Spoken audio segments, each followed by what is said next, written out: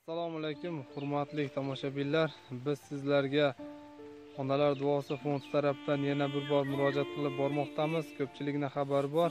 Biz shunday ro'za Ramazon oyida, shunday kunlarda qiynalib qolgan muhtoj oilalarga fond ochganmiz. Alohida shu fondimiz tarafidan qo'ldan kelgancha albatta yordam berib kelmoqdamiz.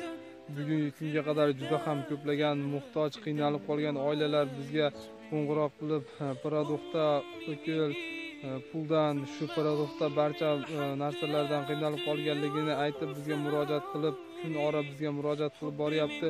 To'g'risi bunday videoroliklarda xalqqa olib chiqib, xalqdan yordam so'rashlik bizga ham juda ham bir og'ir bo'lib tuyulyapti.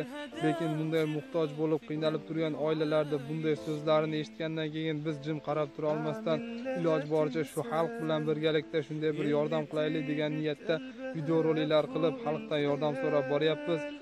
Ushbu vaqtimiz tarafiga o'zini ehsonini yubormoqchi bo'lgan akalarimiz, uka opa-singillarimiz, musofirda yurgan barcha mo'min musulmonlar shu birgalikda shunday bir qiynalib turgan, muhtoj bo'lib turgan oilalarga barchamiz birgalikda yordam bersak inshaalloh yaxshi bo'ladi. Qo'limizdan kelgancha ko'pchilik insonlar hozirda 100 so'm, 200 so'm ko'plagan shunday pullarni ko'chaga chiqib boshqa narsalarga ham sarflab yuborishyapti. Shunday qo'limizdan kelgancha 100 so'm bo'ladimi, 200 so'm bo'ladimi, shunday bir imkonimiz boricha shunday to'plab, shu muhtoj bo'lib turgan, qiynalib turgan oilalar, yosh farzandlar, katta bo'lgan onaxon, otaxonlarimizga shunday bir ro'za-yu Ramazon kunida birgalikda yordam qilsak inshaalloh yaxshi bo'ladi. Bunday insonlarda bu dunyoda faqatgina sizdan, bizdan qoladigan narsa bu yaxshilik. Shunday bir mol-u dunyo qurayotgan qasr uylarimiz, inomarka minayotgan mashinalarimiz u dunyoda hech qanday bir ozgina bo'lsa-da bir foydasi tegmaydi bu narsalarda.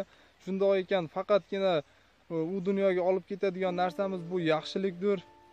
Qo'limizdan kelgancha barchamiz birgalikda shu muhtoj bo'lib turgan, qiynalib turgan oilalarga qo'limizdan kelgancha qanday bo'lsa-da shu imkoniyatimiz boricha yordam qilsak inshaalloh yaxshi bo'ladi.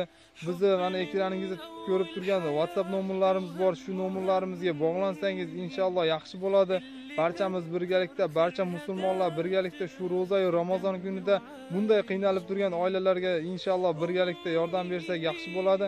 Barchangizdan Alloh rozi olsin. Bizning telefon raqamimizga bemalol murojaat qilsangiz bo'ladi.